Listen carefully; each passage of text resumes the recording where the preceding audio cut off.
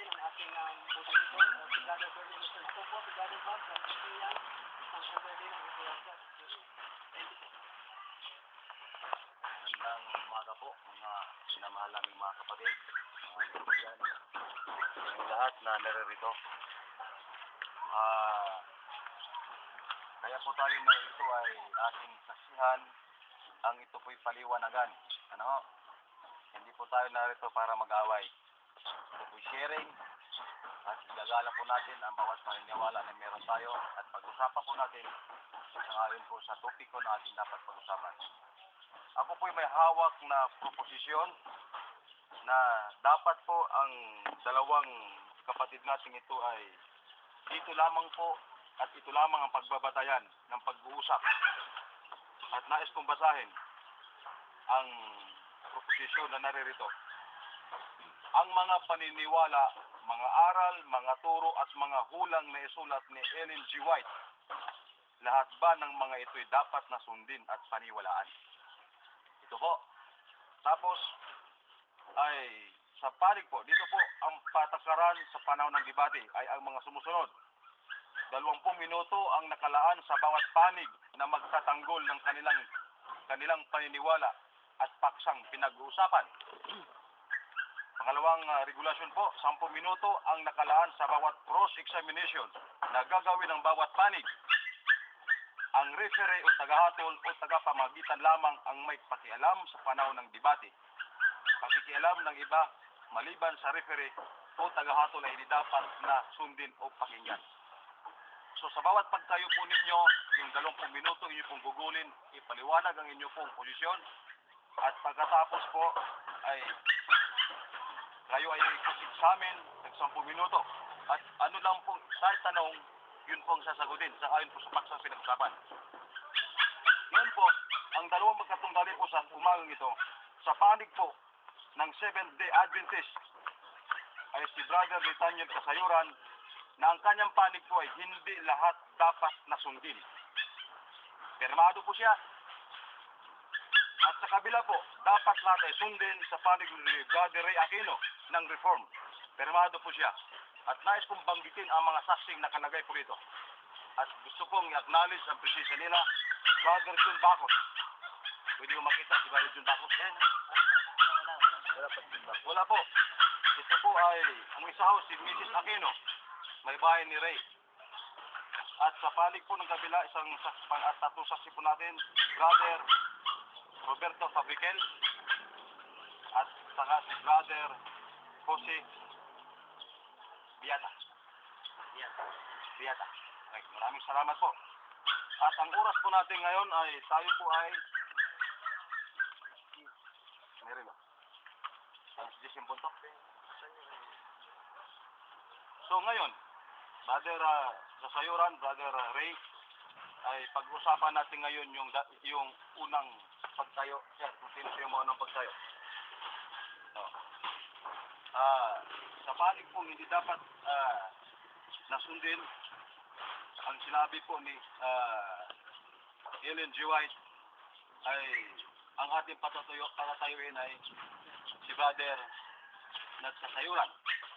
At pagkatapos mo niya, meron kang 10 minuto para i-cross-examine si Brother Kasayuran. At mga kapatid, paalala ko po sa inyo, walang ibang magtatanong, liban o mag-uusap, kundi silang dalawa lamang. At tayong mga meron ay tatahimik po tayo, ilagalap natin.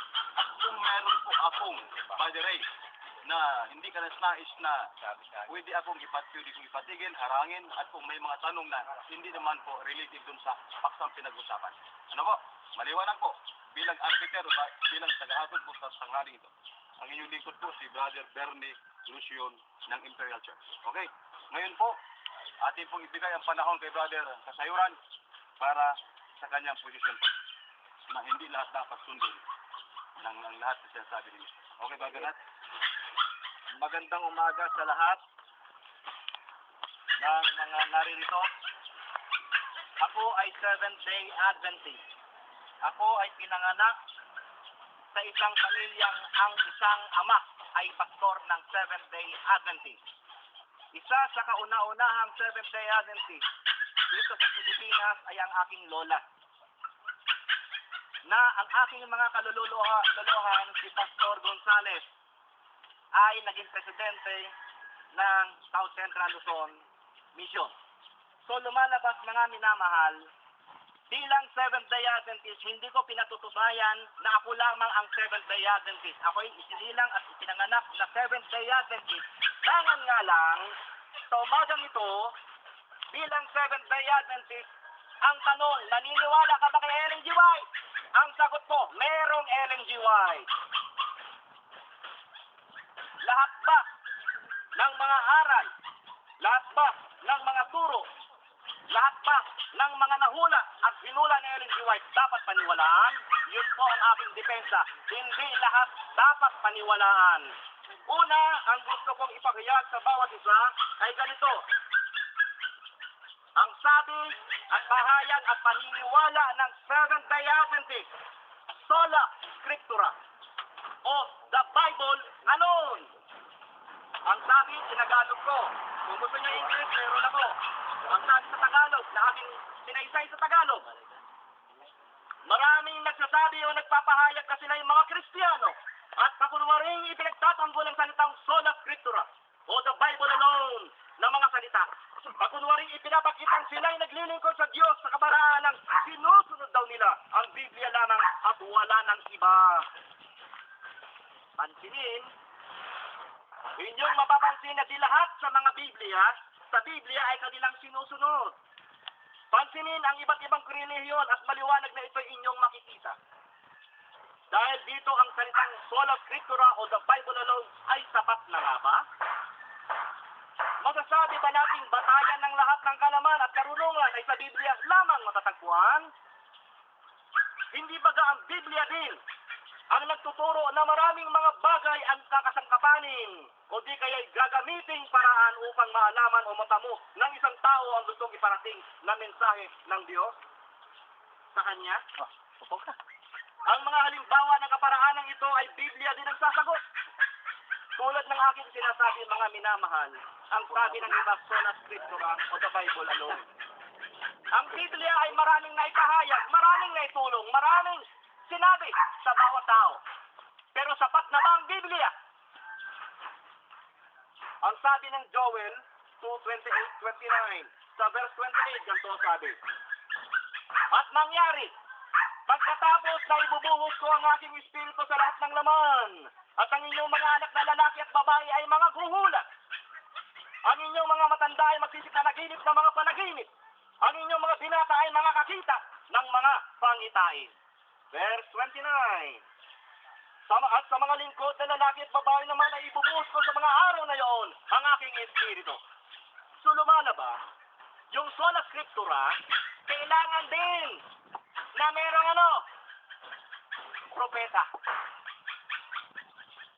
Ang sabi ng 1 Corinto 14:31, sapagkat kayong lahat ay mga panguhulang isa-isa, upang ang lahat ay mga tuto at ang lahat ay maaralan. Upang ang lahat ay maaralan, upang ang lahat ay mga tuto. Ang tanong, ang sabi nila, maraming grupo ng iba't ibang pananampalataya ang gumagamit ng mga talatang ito. Paano sila malalamang tunay at tibulan? Sapagkat ang Biblia ay nagsabi rin na kinakailangan na mayroong mga manguhula, may mga propeta, may mga mapanaginipin. Sang-ayon ako doon. Pero ano ang patunay mo na ang propetang yon ay tunay? Ang sabi ng Biblia, maraming grupo ng iba't ibang pananampalataya ang gumagamit ng mga talatang ito. Paano sila malalamang tunay at tibulaan? Ang ginagamit din ng ibang mga mananampalataya na nagsasabing sila ay propeta ay ang talatang Isaiah 8:20. Anong sabi? Sa kautusan at sa patotoo, kung hindi sila magsasalita ng ayon sa salitang ito, tunay na walang umaga sa kanila. Ngunit may pahayag din ng Biblia, mga minamahal. Ang sabi ng 1 Juan 4:1, ganito ang sabi, mga minamahal, huwag kayong magsipaniwala sa bawat espiritu, kundi inyong subukin ang mga espiritu kung sila ay sa Diyos. Sapagkat maraming nagsisilitaw ng mga bulaang propeta sa sanglibutan. Sapagkat ang sola scriptura o ang Biblia lamang ang nagsabi rin, kinakailangan ng mga propeta. Ngunit ang sabi rin ng Biblia, subukin mo ang propeta kung tunay silang sa Diyos. Ngayon, alamin natin at tanungin natin, mga minamahal sa umagang ito, meron akong 4 na testigong dala. 4 na testigong dala na magpapatunay na yung mga paniniwala, mga aral, mga turo at kulang na isulat ni Ellen G. White, hindi lahat ay dapat paniwalaan. Si Ellen G. White, tanungin natin, ano ang sabi niya? Did Ellen G. White claim herself to be a prophet? Meron bang sinabi si Ellen G. White kasi propeta? Ang sabi sa internet, meron ako rito kung gusto niyo hingin ang aking ebidensya sapagkat ako'y hindi hausyaw. At ang gusto kong patunayan sa inyo, meron akong ebidensya, meron akong sufficient evidence, meron akong concrete evidence, I have a prima facie evidence. Because of this, we must ask Ellen G. White herself whether she claims that she is a prophet. Ang sabi rito, supporters of Ellen G. White regard her as a modern day prophet. Supporters of Ellen G. White regard her as a modern prophet. Even though she never claimed this title for herself. Siya mismo ay hindi umangking sa propeta.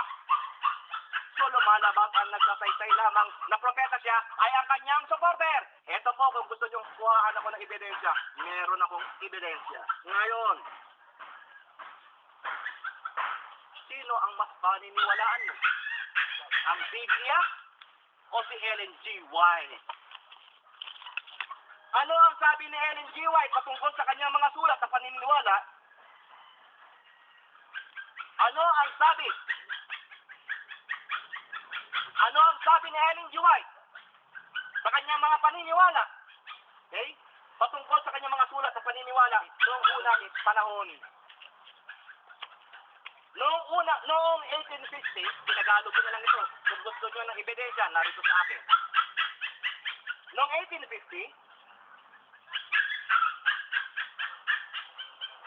si J.H. Wagoner ay naniniwalang ang nakasulat sa Galatians ay tumutukoy sa batas moral o moral law. Si Stephen Peirce, ang paniniwala sa talatang ito ay iba. Para sa kanya, ang tinutukoy dito ay ang law system o sistemang batas, kasama dito ang mga ceremonial law o batas seremonyal. Dahil sa argumento at debate ng dalawa, ang pinaniniwalaan ni Ellen G. White ay si Stephen Peirce, na lumalabas ang paniniwala sa Galatian ni Stephen Peirce, ito ay ceremonial law. Naniwala si Ellen G. White doon, 1850. Noong 1888, 38 years ago, nagkaroon ng debate sa Minneapolis at tungkol sa usaping ito ang naging paksa. Ngunit, ang naging tagapagtanggol nito ay hindi na si J.H. Wagoner kundi si E.J. Wagoner. Ang sabi, dito nag-iba ang paniniwala ni Ellen G. White. Ganito ang kanyang sinabi. For the first time, I began to think it might be. We did not hold correct views after all upon the law in Galatians. It seems she did change her position again later when Acts of the Apostles was published in 1911. Nagbago siya ng kanyang posisyon. She wrote of the moral law as the schoolmaster. Okay? Some scholars today would say this position is incorrect. Noong nagdebate, si A.J. Wagoner at si J.H. Wagoner, ang paniniwala niya sa Galatian ay moral law. Si Stephen Peirce ay ceremonial law. Noong nagkaroon ng debate noong 1888, 38 years ago, nagkaroon ng debate ganun paksa. Pinagtanggol ni E.J. Wagoner na ang Galatian, Galatian ay yun pa rin ang kanyang paniniwala. Nagbago ngayon ng posisyon si Ellen G. White. At ang paniniwala niya ngayon sa Galatians ay ang tungkol sa moral law. Ngunit tanungin natin ang mga scholar ng Biblia ng Seventh-day Adventist. Ang sabi ganito, some scholars today would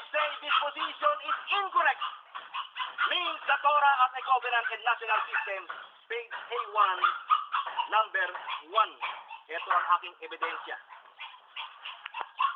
Nandito ang aking ebidensya. Kung gusto niyong tignan, makikita niyo. Nagbabago ng posisyon si Ellen G. White. Ang sabi rito, this illustrates well that we find her changing her position on the basis of others pointing out a more correct position from the Bible. She was prepared to change her own previously published position on the basis of further Bible study. Ganito ang sabi ni Ellen G. White. She also refused to let her writings be the final arbiter. She also refused to let her writings be the final arbiter in the matter. Instead, she requested, siya mismo ang nagsabi, that the matter be resolved from the Bible alone. Lumalabas mga minamahal. Tumatanggap si Ellen G. White ng pagkakamali. At sa pagkakamaling iyon, ang sabi niya, she also refused to let her writings be the final arbiter. In the matter instead, she requested that the matter be resolved from the Bible alone. Lumalabas, Bible pa rin siya. Tanungin ngayon natin, si Ellen G. White ba ay nasusunod? O tanging otoridad na nasusunod sa Seventh-day Adventist Church? Siya ba ang tanging otoridad lamang? Tanungin natin ang General Conference. Ito ang sagot ng General Conference. When asked to explain further the authority of Ellen White, the General Conference put out a statement of affirmations and denials. Aba, may pagtanggi. Here are a few. We believe, number 1, that the Scripture is the foundation of faith and the final authority of Christian faith as the Scripture. Yan ang paninindigan ng General Conference. Number 2, we do not believe that the writings of Ellen White may be used as the basis of doctrine. Number 2, we do not believe that the writings of Ellen White may be used as the basis of doctrine. Number 3,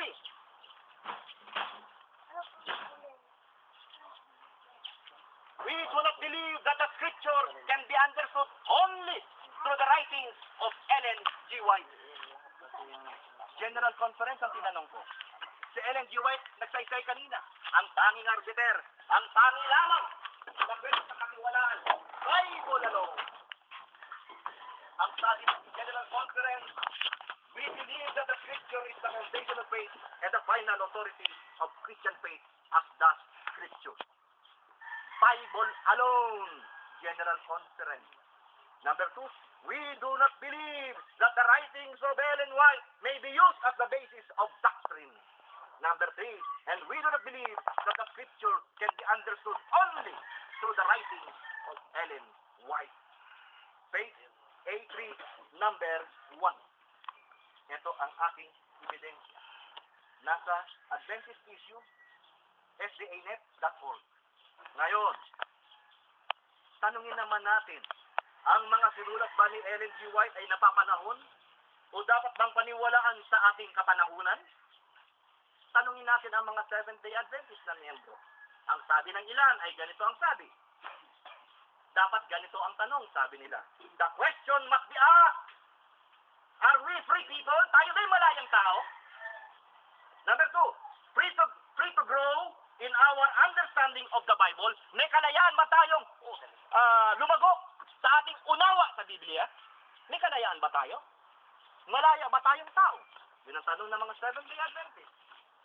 Sa kasalukuyan. At ito ang ikatlong tanong.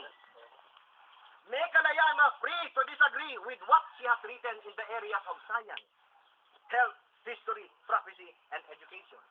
May kalayaan ba tayong di sumangayon sa mga sulatin o sinaysay ni Ellen G. White patungkol sa agham, patungkol sa kasaysayan, patungkol sa hula, at patungkol sa edukasyon? May kalayaan ba tayong di sumangayon sa kanya? May kalayaan ba tayo? We are a free people. We are what? Free to grow with in our understanding understanding of the Bible.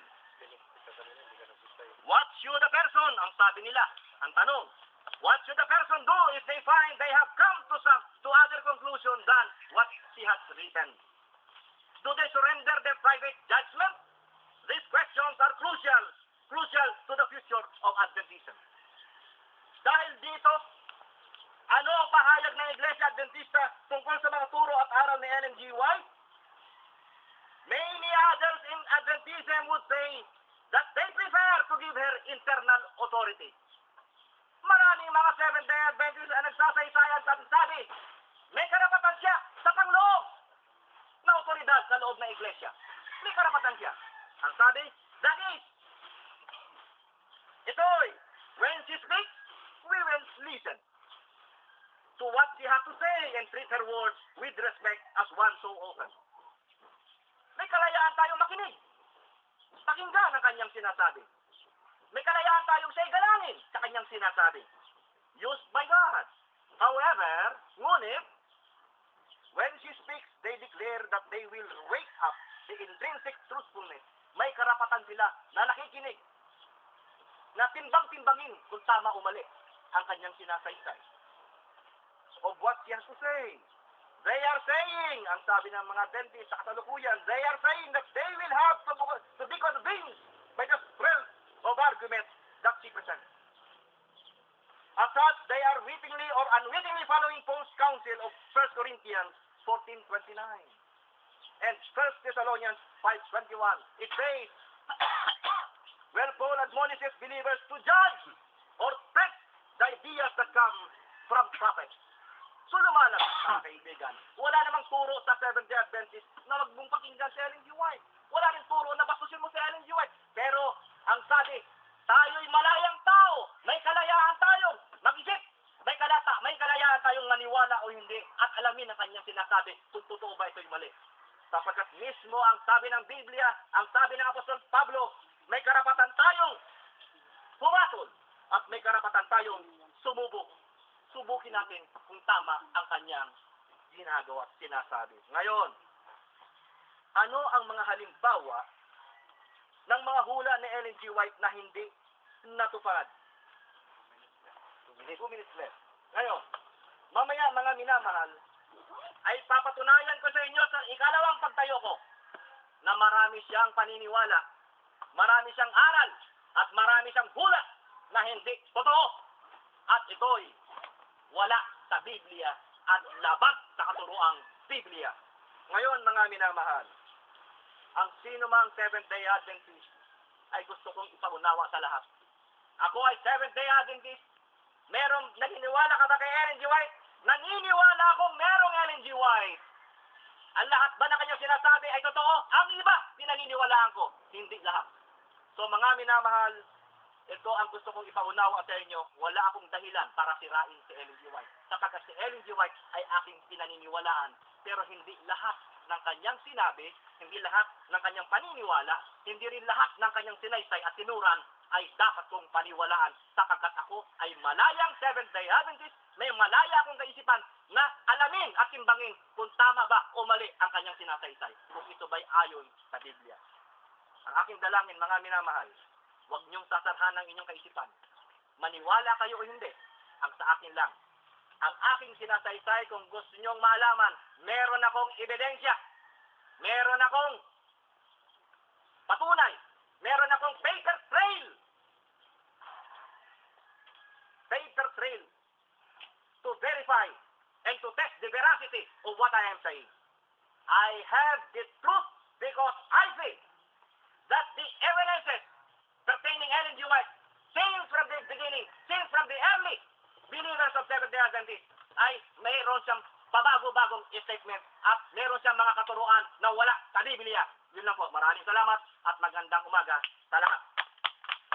Natapos po ang pahayag ni Brother Nat, si Brother Burns. Natapos po ang pahayag ni Brother Nathaniel sa panig po ng Seventh-day Adventist. At ngayon po dadako po tayo sa ayon sa ating pinag-usapan ang 10 minuto na cross-examination. Na ngayon po ay ibibigay natin ang panahon ng pagtatanong kay Brother Ray Aquino sa panig po ng Reform. Okay, Brother Ray? Ako po si Brother Ray Aquino. Ako po ay Seventh Adventist at naniniwala sa Espiritu ng Hula at Biblia. Sapagkat ang Seventh Adventist ay walang pinapaligan, kundi ang Biblia lamang po at ang nasusulat sa Espiritu ng Hula. Ngayon tatanungin po natin si Brother Nat. Si Brother Nat. Pakilakas-lakas lang. Tatanungin po natin si Brother Nat. At binabanggit niya na si Mrs. White ay hindi propeta, sapagkat binanggit niya kanina na ito ay hindi ka-propeta, no? Sa kanyang pagsalita kanina. Ngayon, ano ba ibig sabihin ng salitang messenger? Dahil binabanggit mo kanina na si Mrs. White ay hindi prophet. Okay. Ano ba ibig sabihin ng messenger? Okay. Alam mo kaibigan, ang ibig sabihin ng messenger o taga-hatid balita o taga-hatid informasyon. Messenger. Ngayon, ang sabi ng mga scholar ng Biblia, applicable yung word or term na messenger ang angel. Angel. Pwedeng tao, pwedeng heavenly creature. Okay. Ngayon, kung aalamin mo sa akin kung anong angel, ipapahayag ko sa iyo kaya lang wala sa tema. Sinasagot ko lang yung tanong mo, ano ang pagkaunawa ko sa salitang mensahero. Okay. Kung ang pagkaunawa mo sa salitang mensahero, ayun na nga, eh tatanungin kita dito sa sinabi ni Sister White, no? Sabi niya dito, why I have not claimed to be a prophet? Because in those days, many who boldly claim that they are prophets are a reproach to the cause of Christ. Hindi sinabi ni Mrs. White na siya ay propeta. Bakit? Sa huling panahon ay meron magsasabi na siya mga propeta at mga bulaan ng mga propeta. Ang sabi nito, because they are a reproach to the cause of Christ, and because my work includes much more than the word prophet signifies. Ano sabi po ni Miss White? Pinabagit niya rito na may work much more than the word prophet signifies. Combination ka. So, ibig sabihin nun, mga kapatid, bagamat si Miss White, sinasabi niya na hindi raw ikaw propeta, pero sinabi ni Miss White mismo sa kanya panalita, my work is more than the word prophet signifies. Ano sabi ni Miss White? Tanong mo. Combination ka. Combination ka. Okay. Ano ang masabi niyo nito sa sinabi ni Mrs. White? Na ang kanyang salita, my word is more than prophet signifies. Ito sagot ko. Papatunayan ko na hindi lahat ng sinabi niya ay worthless. Papatunayan ko yan. Papatunayan ko na ang kanyang salita ay hindi higit sa propeta sapagkat sumobra pa nga. Hearsay. Yun ang aking sagot. Tanong. Okay. Kung siya sinabi ni Mrs. White na bilang siya propeta, siya ba'y propeta o hindi? Sasagutin kita. May Tagalog na binanggit na kita sa English. Ito. Sabi ni Ellen G. White. Supporters of Ellen G. White regard her as a modern day prophet. Even though she never claimed this title for herself. She never claimed. Naintindihan mo ba yung kaibigan? Na siya mismo ang may sabi, hindi nga siya propeta. Ang nagsasabi ng propeta siya ay ang kanyang mga tagasunod.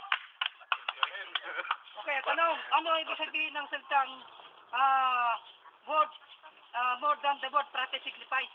More than. Ibig sabihin, masigit pa siya sa propeta. According to her, that is her right, my friend. That is her prerogative. To say what she wants to say. Ang arito nga tayo, kaibigan.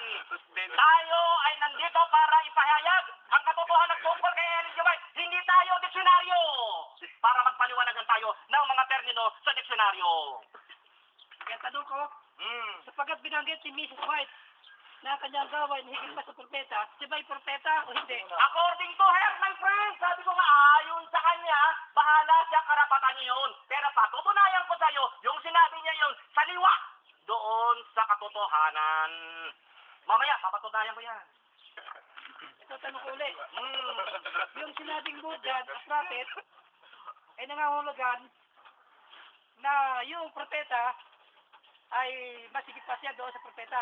Abay, kaibigan, kailan ka ba pinanganak at parang typewriter tayo paulit-ulit? Ang sabi ng Biblia at sabi rin ni Ellen G. White. Ha? Ang sabi ni Ellen G. White.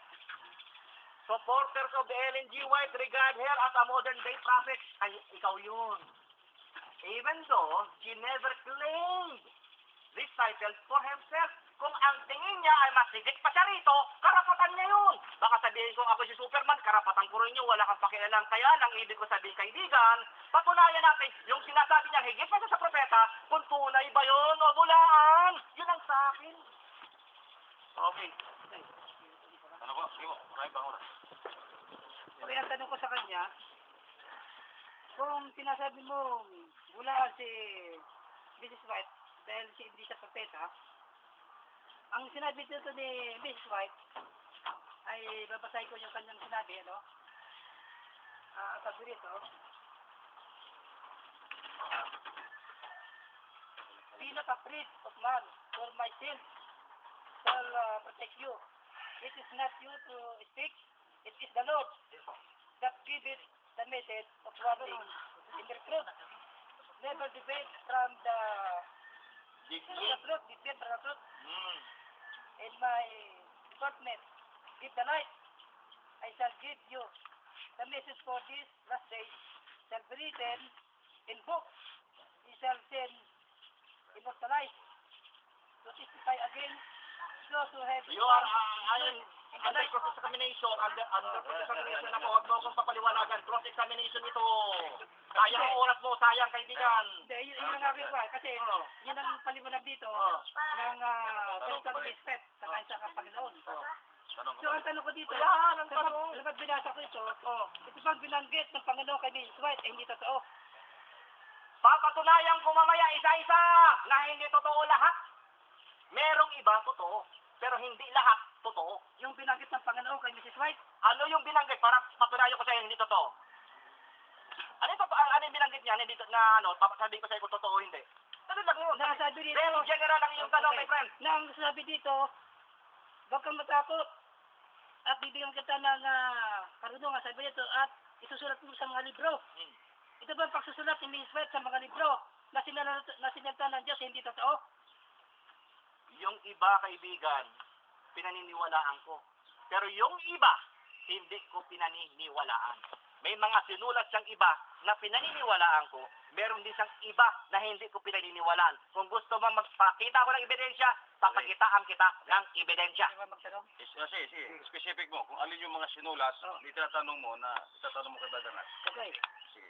So pag hindi siya naniniwala sa mga sulat ni Mrs. White, Mali. sa mga sinulat niya, Hindi ang lahat. Espiritu ang nagbigay ng salita.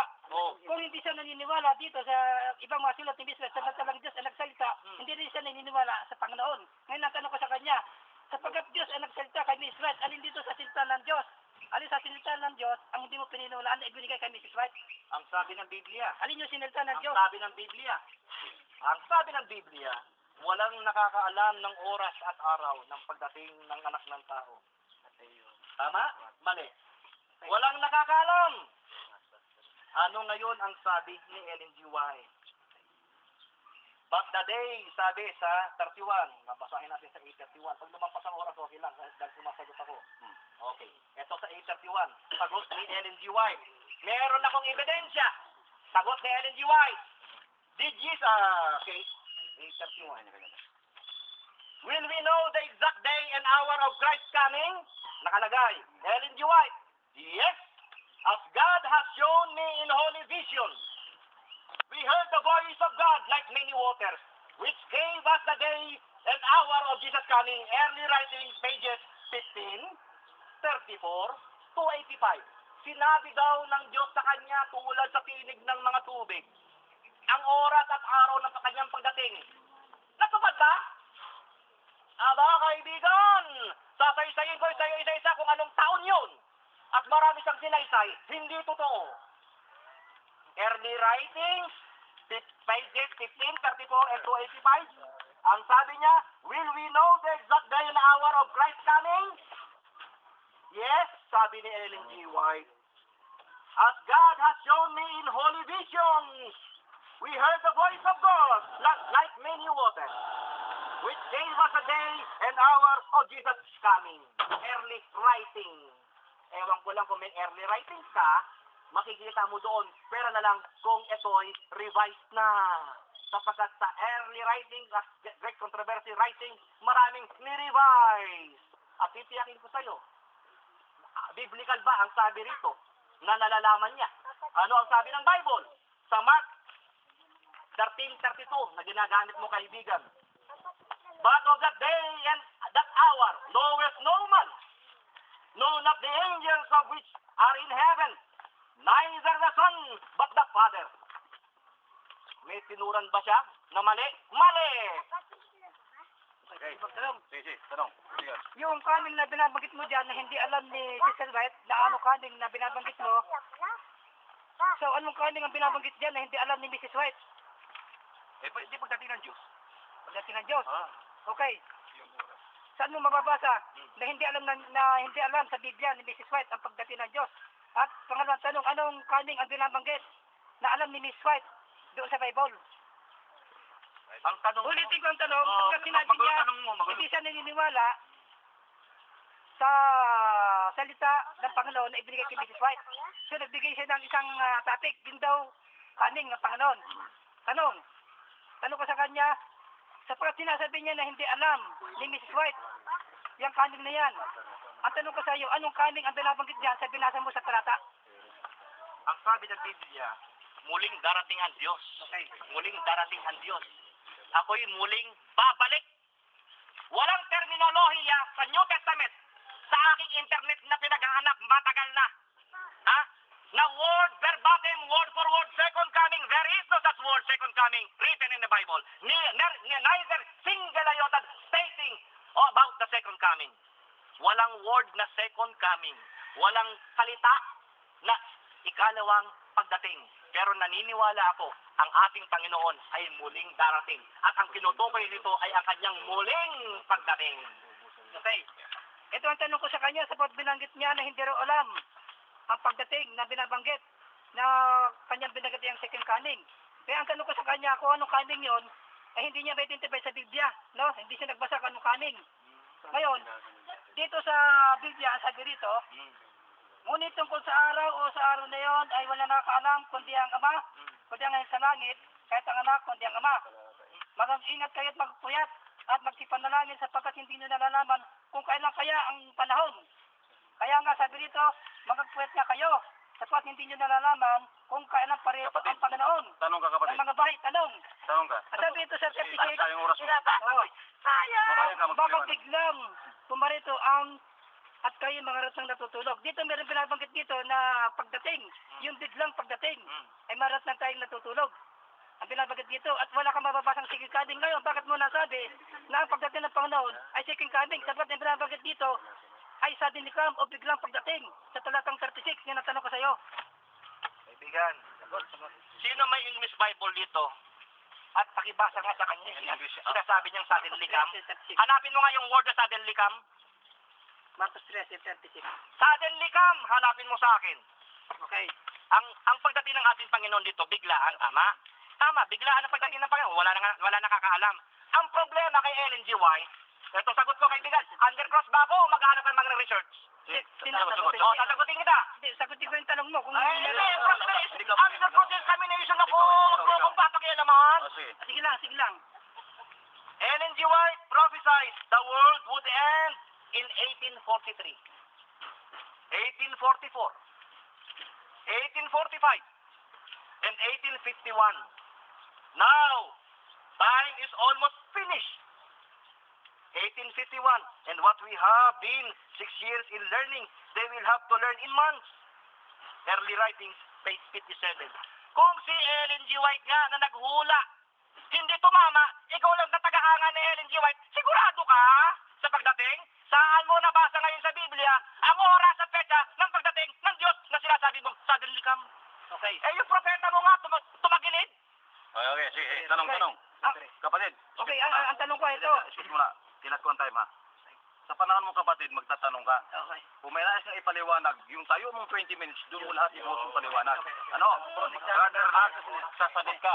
yung oras mo masayang kasi ang yung panahon para i-examine siya, Okay. yung lahat ng sinasabi niya, itatanungin mo siya. So yung pagbasa at yung paliwanag, saka mo na gagawin mamaya sa tayo mo. Okay. Kung meron kang sasabihin na marami ngayon, Yun ang- ang iyong karapatan ngayon, tanungin mo. Okay. Tanungin. Okay, meron ka pa. Ang tanong ko ito ha, 2 minutes and... pagkat binasa mo ang sulat ni Mrs. White, pwede ba pakibasa mo sa akin kung anong paliwanag ni Mrs. White dito sa Marcos 13:36 na binabanggit mo na walang coming, ang sabi dito, less coming suddenly, hipay nyo siliping, ang tanong. Pwede bang ipaliwanag mo sapagkat ang binabasa mo ay ang sulat ni Mrs. White, yung sinasagot sa mga tanong ko, pwede naman bang itanong mo sa akin? Nasa magitan ng sulat ni Mrs. White, ano ang ibig sabihin ng less coming suddenly? Kaibigan, I am under cross. Huwag mo akong bigyan ng karapatan na tanungin kita at i-under cross kita. Your time to examine Ito me. nga tanong ko sa iyo, ano ang sabihin ng less coming suddenly sa sulat ni Mrs. White sa diyan ka nagbabasa?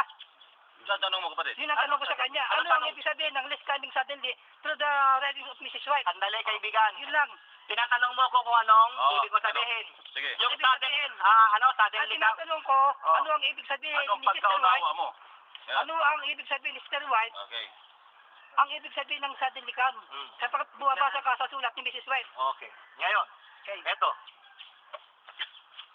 Sapagkat walang nakakaalam ng oras at araw ng pagdating ng Diyos sa mga makasalanan, para sa kanila yung biglaan yun. Pero sa hindi makasalanan at naghahanda-handa sa Diyos, handa sila anytime, Lord. Pwede ka dumating. Yung biglaan, kaibigan, pag sinasabing biglaan, segundo lang, hindi pa minuto, hindi oras, hindi haba ng panahon. Ang biglaan, ang pagkakaintindi ko, kaibigan, sa sinabing biglaan. Ha? Walang sinabing tinakdang oras kung kailan sa darating. Bigla na lang. Yun ang ibig sabihin ng bigla na lang. Surprise! Surprise! Naintindihan mo, kaibigan? Yun ang surprise. Okay. Padre, meron ba? Tanong. Okay. Meron ka bang ano? Ano ang sinasabi sa sulat ni Mrs. White? Ang ibig sabihin ng suddenly coming na sinasabi mo surprise. Pwede ba ipaliwanag mo sa sulat ni Mrs. White yung suddenly coming na sinasabi mong surprise? Sabat ang binabanggit sa Biblia, suddenly coming. Ngayon, ano ang ibig sabihin ng suddenly coming sa sulat ni Mrs. White? Sabat ang binabasa mo ay sulat ni Mrs. White. Kaibigan, correction. Correction, ha? Mali ang tanong mo kasi.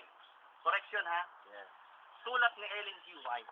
Ang aking referensyang dala ay pagpapatunay lamang na hindi lahat ng sulat ni Ellen G. White ay dapat paniwalaan. Ngayon, sinasagot ko eh. Sandali. Okay. Ngayon, yung sinasabi mong suddenly come, walang problema sa akin yun dahil biglaan talagang darating ang Diyos, sorpresa yan eh.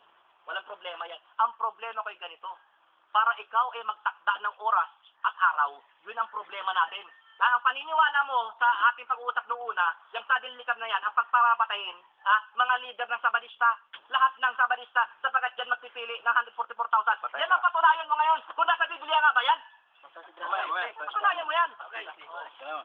Tanong, anong klase ng suddenly come Tira, kapatid. ang binabanggit mo na bukod sa second coming? Excuse muna, kapatid. Excuse muna, kapatid, ha? Pwede mo na ako muna. Okay, Palamig muna kayo. Kapatid kasi, yung paksa na pinag-usapang dalawa, Pagtanggol niya. si Brother Nat nagpayag na hindi lahat na sinilat ni Miss White ay paniniwalaan.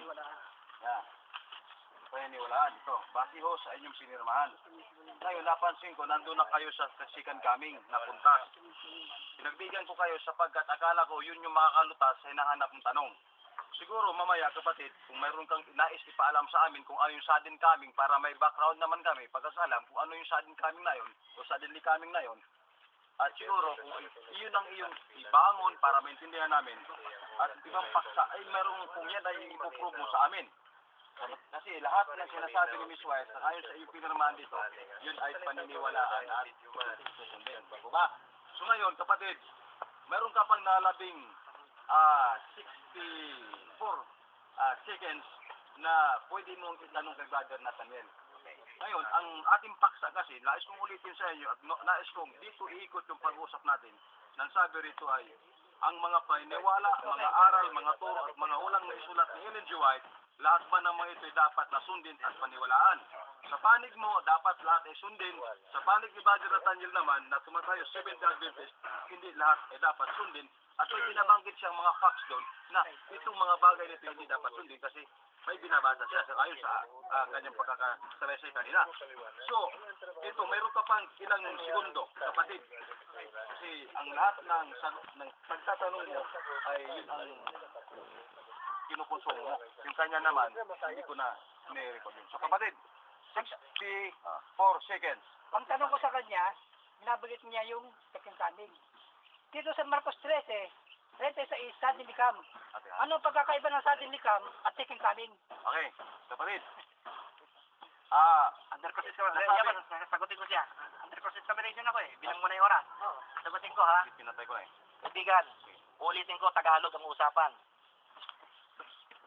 Ipagtatanggol natin, proposition, English. Ha? Ang sabi, a statement to be proved. Ha? Patotohanan mo ito. Ang mga paniniwala, mga aral, mga turo at mga hulat isinulat ni Ellen G. White, lahat ba ng mga ito ay dapat nasundin at paniwalaan? Pumupunta ka sa second coming, ipagtanggol mo muna itong pinag-uusapan natin. Lumalayo ka sa tema. Ang pinag-usapan dyan, kung meron dapat, hindi dapat paniwalaan. So, ibig sabihin, meron dapat paniwalaan. Ang isa sa binabanggit ko, yung sa delikad. Mamaya, patunayan mo yung sudden likam mo.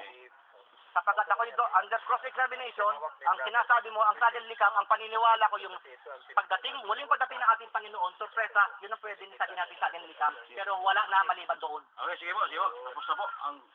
Tapos na po yung 10 minuto na cross-examination. Mga kapatid, nais ko italala sa dalawang magkatungkad dito. Pagdating ko kasi gamitin po ninyo yung 10 minuto sa pagtatanong kasi yung cross-examination po, yung malaga po, yung para sa inyo.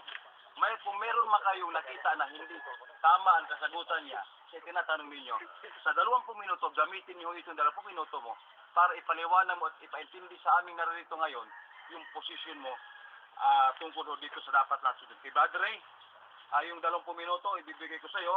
Pagkatapos lahat ho ng iyong sasabihin ay sasabihin mo in 20 minutes at pagkatapos ikaw naman ang upo mamaya at ikaw naman ang tatanungin sa loob ng 10 minuto na Brother Nathaniel sang ayon sa iyong paksang gagaling sa hangin. Okay, Brother Ray? Start ka na? Ready ka na ba? Ready na? Okay? Ito si Brother Ray. Magandang hapon po sa lahat, mga kapatid. Ito kapatid, ito. Para kita. Yan. Magandang hapon po sa lahat, mga kapatid. Magandang At ngayon ay ang topic natin ay tungkol sa hula ng ating propetisa Ellen G. White. Dapat nalalaman natin na bawat Adventista ay naniniwala sa ating propeta Ellen G. White. Kaya ang tanong dito, ang pinagbabasihan dito, lahat ba ng mga prophecy ni Ellen G. White ay dapat sundin? Ang tinatanong dito ay dapat sundin. Ngayon, magbibigay ko ng isang paraan o isang halimbawa na nag-prophesy si Ellen G. White na dapat natin paniwalaan as a Seventh-day Adventist. Ngayon, asabi rito sa Isaiah 8:20 ay sunaluon sa testimony, hindi sila magsalita ng ayon sa salita ito, sunin na walang umagasalita sa kanila. Ano ang ibig sabihin ng ayon sa salita ito? Kung ano ang binabanggit ng Biblia at Espiritu ng Hula, ilan sa salita natin. Ano ibig sabihin po ng Isaiah 8:20. Ngayon, andito po sa binabanggit na Revelation 19:10, sapagkat ang patutuo ni Kristo ay Espiritu ng Hula. Ano po ang Espiritu ng Hula? Yun po ang ibibinigay ng Panginoon sa kanyang iglesia sa huling panahon. Bakit po? Dito sa Ephesians chapter 4, mababasa po natin, ay ganito po mababasa. Chapter 4. At pinagkalooban niya ang mga iba na maging mga apostol, at mga iba'y propeta, at mga iba'y evangelista, at ang mga iba'y pastor, at mga guro. Bakit po?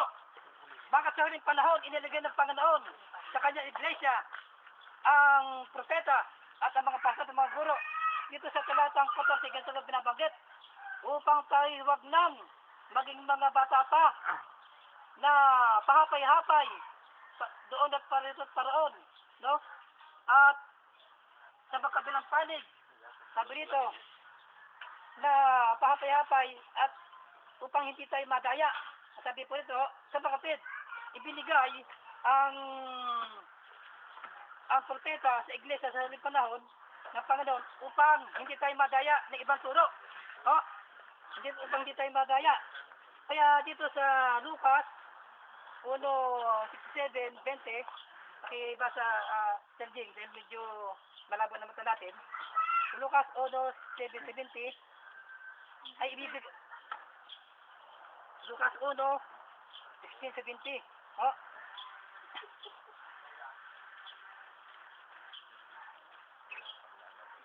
Oh, 16 to At marami sa mga 7:70. Lucas 1:7-70. Okay. Lucas 1:7-70. At sa Sakarias na kanyang ama ay napuspos ng Espiritu Santo at ng hula na nagsasabi, purihin ang Panginoon ang Diyos ng Israel, sapagkat kanyang dinalaw at tinubos ang kanyang bayan. Sa bahay ni at nagtaas sa atin ng isang sungay ng kaligtasan sa bahay ni David na Okay. kanyang alipin. Sa mga tweet, isa si Sakarias ng hula tungkol sa hula na darating na ipanganak ni Juan. Sapagkat siya po ay siya ang ama ni Juan. Ngayon po sa Jeremias 1:9, pakibasa. Jeremias 1:9.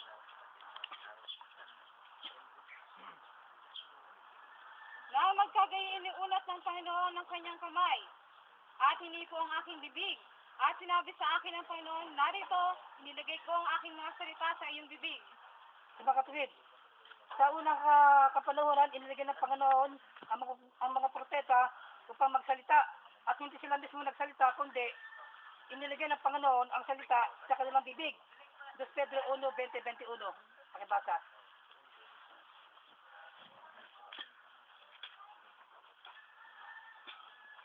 Na maalaman muna ito, na alinmang hula ng kasulatan ay hindi nagbuhat sa sariling pagpapaliwanag, sapagkat hindi sa kalooban ng tao dumating ang hula kailanman, kundi ang mga tao ay nagsalita buhat sa Diyos na nagsuudukan ng Espiritu Santo. Kaya nga po, sa dito, ang hula ay dumating na ang mga tao ay nagawutsukan ng Espiritu Santo.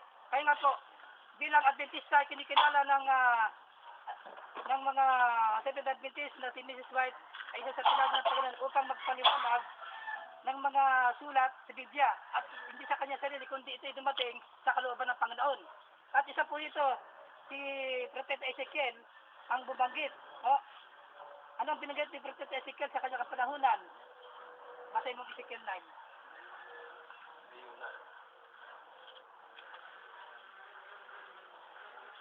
Ezekiel chapter 9.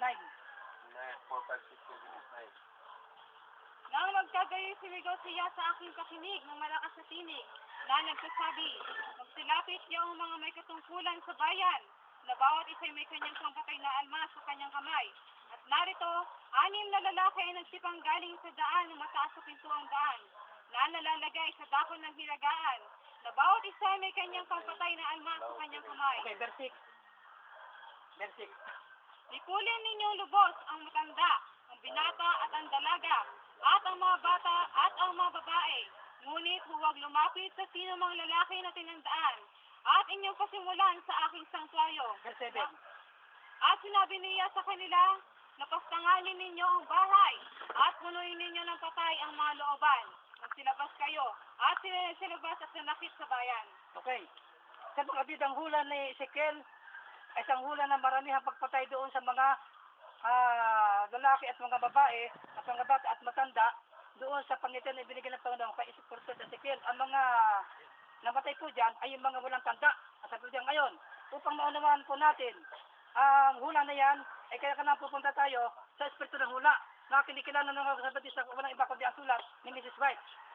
Ngayon, pag sinabing bahay, ang tinukoy doon sa Ezekiel ay bahay, sisimulan ika ang pagpatay sa aking bahay. Ano ang ibig sabihin ng bahay? Na doon nagsimula ang patayan. Okay, pakibasa Sir Jing. Testimonies Volume 5, page 211. Pero bago mong basahin yan, inayos kong basahin itong Biblia, no? Ihanda mo yung basahin ko ito. Ang sabi dito sa 1 Timothy, Ikaw ba kapatid? 3:15, Isukat mo ito, baka kasi sa'yo. Subukan mo lang. Para baka lumaki ang litra. Ayos. Ayos, oh. Sige. Ang sabi dito sa 1 Timothy 3:15 na sabi dito, sapagkat ang patayan ay magsisimula sa bahay ng Panginoon na nakita dito sa Panginoon ni Ezekiel, punin ka ng bahay ng patay ang aking bahay. So sabi ko ito, ano yung bahay na tinutukoy? Ngunit ka ako'y magluwat ng mahabang panahon at upang maalaman mo kung paano ang dapat sa mga tao na ugaliin nila sa bahay ng Diyos na siyang iglesia ng Diyos. Sa mga kapatid, ang tinutukoy na bahay ay walang iba kundi yung iglesia ng Diyos. Kaya yan po ang sinasabi sa Ezekiel 9 na punuin ng patay yung bahay. At ang binanggit pa po sa Ezekiel chapter 9 verse 6 ay yung pasisimulan ang patay ng sanctuaryo. Ano po yung sanctuaryo? Pagkibasa sa Testimonies Volume 5, verse 11. Here we see that the church, the Lord's sanctuary, was the first to feel the stroke of the wrath of God. The ancient man, those to whom God had given great light and who had stood as guardians of the spiritual interests of the people, had betrayed their trust. Okay. Ngayon, kaya po natin binasa mga kapatid, ang pangyayaring yan ay sapagkat ito ang pangitain na ipinakita ng Panginoon kay Ezekiel at iyan din ang pangitain na ipinakita ng Panginoon kay Sister White. Kaya dito ang banggit ng apostol dito sa Marcos 13 ay ibalik po natin ang pagbabasa dito sapagkat sinasabi nating kaibigan na yung nababasa raw sa Marcos 13 na sa Danicam ay second coming. Ngayon, patutunayan natin sa Biblia at Espiritu ng Hula na ang binabanggit dito sa Marcos 13 ay hindi second coming. Babasahin po natin para maliwanagan. Ngayon ito bang binabanggit dito sa Marcos 13:32. Ngunit tungkol sa araw o oras na yaon ay wala nakakaalam. Kahit ang mga anghel sa langit, kahit ang mga anak, kundi ang Ama. Kayo yung mag-ingat, mga kuyat, at magsipanmalangin sapagkat hindi nyo nalalaman kung kailan kaya ang panahon. Gaya na isang tao na ninirahan sa ibang lupain na pagkaiwan ng kanyang bahay at pagkabigay ng kapamalaan sa kanyang mga alipin sa bawat isay ang kanyang gawain. Ay nag-utos din naman, sabi pinto na kayo mga kuyat. Mga kuyat nga kayo sapagkat hindi nyo nalalaman kung kailan paririto ang Panginoon ng bahay. So sa mga tuwid, iniwan ng Panginoon ang kanyang bahay. Iniwan niya at siya ay muling magbabalik na nabasa natin kanina ng bahay ay sa kanyang iglesia. Kaya sinasabi ito, yung biglang pagbabalik, yung ba second coming o hindi. Ngayon, tanungin natin ang Espiritu ng Hula. Sapagkat maraming mga bulang propeta ngayon na hindi binabasa ang sulat ni Mrs. White. Bakit? Sapagkat hindi lang ikaw lahat dapat paniwalaan. Meron hindi dapat paniwalaan at meron hindi dapat paniwalaan. Ngayon, kung nagkataon na ang dapat natin paniwalaan ay yung propesya ng Ezekiel 9, ay manliligaw po tayo. Sapagkat hindi natin nalalaman kung ano dapat paniwalaan o hindi dapat paniwalaan. Tayo ay parang pa-happy-happy na lamang na sa ating sariling paniniwala. Kaya, upang hindi tayo maniwala sa ating sariling paniniwala, ay nandito ang sulat ni Miss White na pamagitan niya nagsalita pakibasa. Ano ang ibig sabihin ng suddenly coming na binabagit ating kaibigan na second coming daw? Okay, ano ang sabi sa Espiritu ng Hula? Testimonies Volume 1, page 190, 191. Testimonies Volume 2, page 190, 191. Ano po ang binabanggit dito tungkol sa suddenly coming na ito? Na binabanggit nila na ito ay second coming. Sapat wala silang Espiritu ng Hula, kaya sila naliligaw. Kaya ngayon, ibinigay ng Panginoon ang Espiritu ng Hula sa kanyang iglesia upang tayo